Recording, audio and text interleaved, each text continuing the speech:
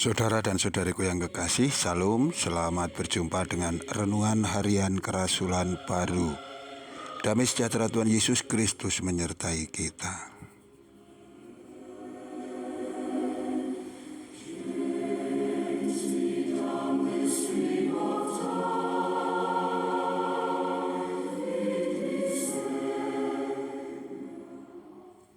Kita awali dengan kita membaca firman Tuhan dari 1 Korintus pasal 6 ayat 15a dilanjutkan ayat 19 dan 20.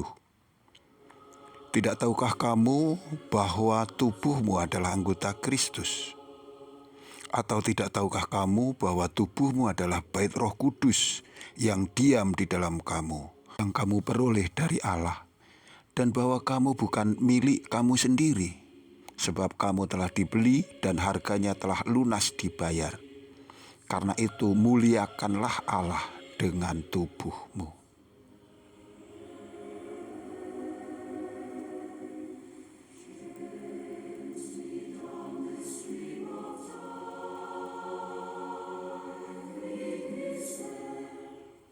Saudaraku yang kekasih, kita kembali akan mendalami pemahaman kita tentang bait Allah. Pada edisi sebelumnya, kita telah mempelajari bagaimana Yesus melakukan tindakan tegas untuk menjaga kekudusan bait Allah. Ia tidak segan-segan membuat cambuk, mengusir pedagang-pedagang, dan menjungkir balikkan meja-meja mereka.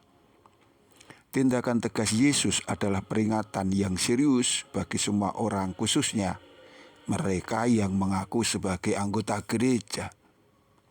Gereja atau bait suci yang dalam arti khusus adalah tempat ibadah kita. Namun gereja atau bait Allah juga dapat berarti sebagai tubuh kita, yang artinya itu adalah segenap hidup kita.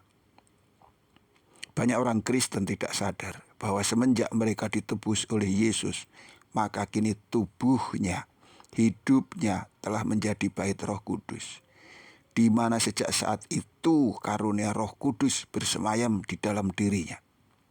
Ini adalah hikmat dan tenaga Allah yang secara khusus dihadiahkan, dikaruniakan kepada manusia untuk menjaga mereka, melindungi mereka, sehingga tidak lagi direbut oleh si jahat. Mereka yang telah dimeteraikan hendaknya sadar bahwa mereka kini telah menjadi milik Allah, telah ditebus dengan mahal oleh karena darah Yesus. Mengetahui hal ini, bagaimana hendaknya kita bersikap? Sebenarnya orang juga tahu bahwa adalah tidak pantas menggunakan bait Allah untuk hal-hal yang tidak mendukung kekudusan. Kegiatan berdagang itu sebenarnya tidak keliru, tidak salah. Tetapi berdagang di dalam bait suci tidak diizinkan oleh Tuhan. Ini hendaknya juga kita terapkan dalam hidup pribadi kita. Dalam kita menjaga tubuh kita agar tetap kudus, karena dia adalah telah menjadi bait Roh Kudus. Rasul Paulus mengawali nasihatnya di depan dengan kata-kata 1 Korintus 6 ayat 12. Segala sesuatu halal bagiku, tetapi bukan semuanya berguna. Segala sesuatu halal bagiku, tetapi aku tidak membiarkan diriku diperhamba oleh suatu apapun. Ini menjelaskan bahwa sebagai milik Allah, orang Kristen harus memiliki standar hidup yang lebih dibanding hanya sekadar pertimbangan boleh atau tidak boleh dilakukan.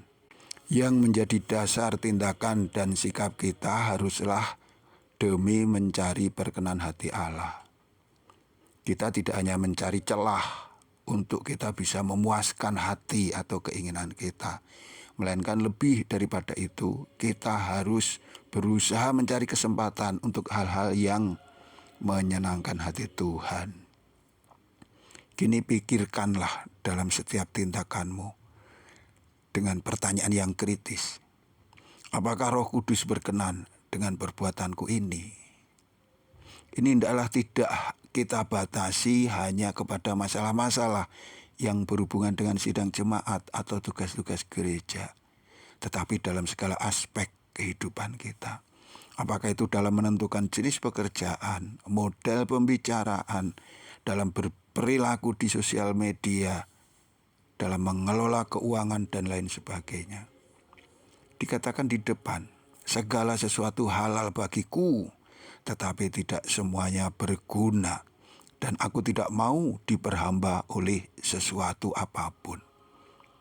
Rasul Kepala pernah mengatakan bahwa segala sesuatu yang mengakibatkan kecanduan harus dipandang negatif. Apa artinya? Sesuatu yang sebenarnya bukan apa-apa dan bisa kita tinggalkan. Jangan sampai itu menguasai hidup kita, sehingga bahkan kita menjadi bergantung kepadanya dan kemudian rela menderita kerugian-kerugian. Ini bukan hanya tentang narkotika atau psikotropika, tetapi juga hal-hal lain yang bersifat mengikat dan tidak berguna, yang semata-mata hanya demi mengejar kenikmatan daging. Ingat, kita ini telah ditebus mahal dengan darah Tuhan. Maka jangan sampai kita dengan kesadaran kita sendiri membuat darah Kristus itu yang sudah tertumpah untuk kita itu menjadi sia-sia. Pikirkanlah itu, saudaraku. Di atas Rasul Paulus secara khusus menunjuk kepada praktek percabulan. Tindakan percabulan ini juga hendaknya dipahami semenjak awal, sedari akarnya, yaitu ketika masih ada dalam bentuk pikiran. Mari kita jaga pikiran kita agar senantiasa murni dan tidak tercemar oleh hal-hal cabul dan dosa. Kita jauhkan pembicaraan kita dari prasangka-prasangka, gosip-gosip, hal-hal yang di situ hanya membicarakan kekurangan-kekurangan orang lain demi memuaskan rasa ketidaksenangan kita. Bagi kalian yang masih suka mengakses konten-konten yang tidak pantas, berhentilah. Ingat saudaraku, ketika Yesus mendapati bait suci disalahgunakan, maka ia mengambil tindakan tegas. Begitu juga dengan tubuh kita, hidup kita yang adalah bait Roh Kudus. Jika kita menyalahgunakannya, maka ia juga akan bertindak tegas. Kita sungguh tidak bisa membayangkan seperti apa rasanya menerima cambuk Tuhan dan dijungkir balikkan hidup kita olehnya. Sadarlah, Tuhan memberkati kita. Sampai jumpa. Amin.